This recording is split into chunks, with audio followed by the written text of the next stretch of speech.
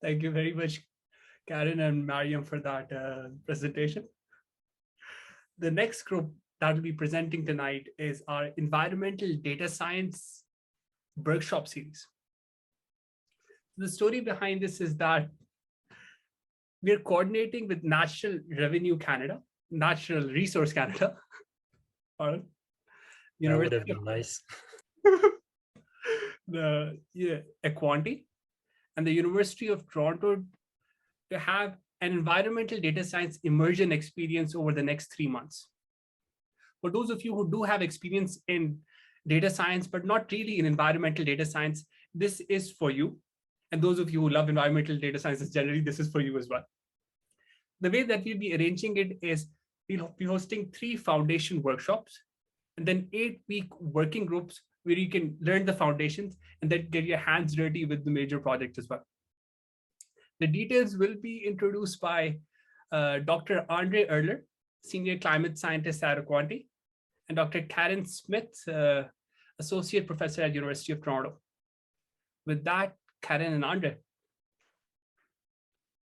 Okay, thanks so much, Amar. Maybe I'll get started and I'll pass it to Andre in a couple of minutes.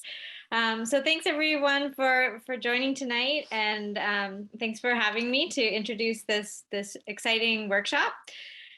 So yeah, as Amar said, we're fortunate to have some funding from Natural Resources Canada to put together an Earth and Environmental Data Science workshop. So Amir's just put, I think, some of the info in the chat there, so you can check that out. So this is not going to be a workshop about, machine learning or AI. It's going to give you a high-level introduction to the domain of earth and environmental science and things that you need to keep in mind when you're exploring data sets and techniques in that realm. So I'll be, along with a postdoc from the department that I work in, we'll be putting together some asynchronous videos for you to check out that give you an introduction to things like the types of environmental data that are out there, the structure of this data. It has a very, unique geospatial kind of structure to it. And then we'll give you some insights into the open source tools that we use to analyze, visualize, extract this type of data.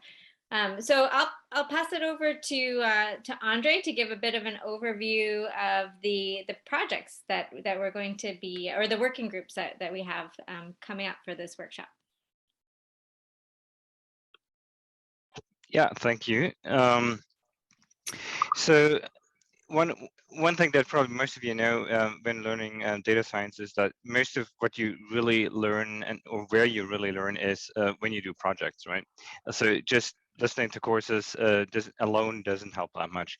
And so a core part of what we're planning to do is to have a set of projects where you can work with scientists, some from NRCan, Natural Resources Canada, and some from universities on environmental science problems with NRCan data. And at the moment, we have 4 projects lined up. 3 of them are pretty fleshed out at this point. One we may need a little bit of more work, but and we may add 1 or 2 more.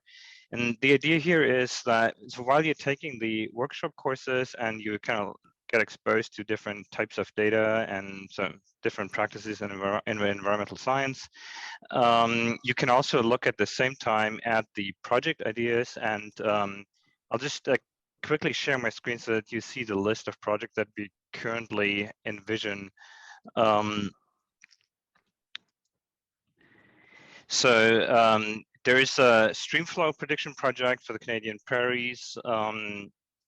That is basically a time series prediction problem, but using the stream gauge data and the land cover and land property data from NRCan and Environment Canada. Jan will be leading that. And then there is also a water resource project. This is about mapping water reservoirs and lakes and estimating lake volume. you also and that one is using remote sensing, so satellite data by Zhao Chen, who's a scientist at NRCan, and then another remote sensing project. So remote sensing is satellite images basically. Is land cover classification that will be led by Fraser from the University of Waterloo, and finally Hazen from the Geological Survey is doing a mapping project that, well, as he frames, may be the future of geological mapping, and basically using computer vision to identify different landforms. And possibly we may have some more forest or fire related projects, but we'll see about that. So we'll keep you tuned on this. The projects will probably start at the end of March or beginning of April and then run into May. So while you're taking the workshop, you can talk to the project leads and sort of figure out if that project interests you, if you want to join the group. And then hopefully, if you want to, you can join the project by end of March. And then in June, we'll have a demonstration for the project, and folks who finish a project with like some kind of minimum viable product, if you will also receive a gift card as an incentive to actually finish the project. And then you'll hopefully be in a position to make full use of the environmental data that we have in Canada in your function as a data scientist in industry. All right. Thank you very much, Andre and Karen, for that quick overview. Let me make a quick addition.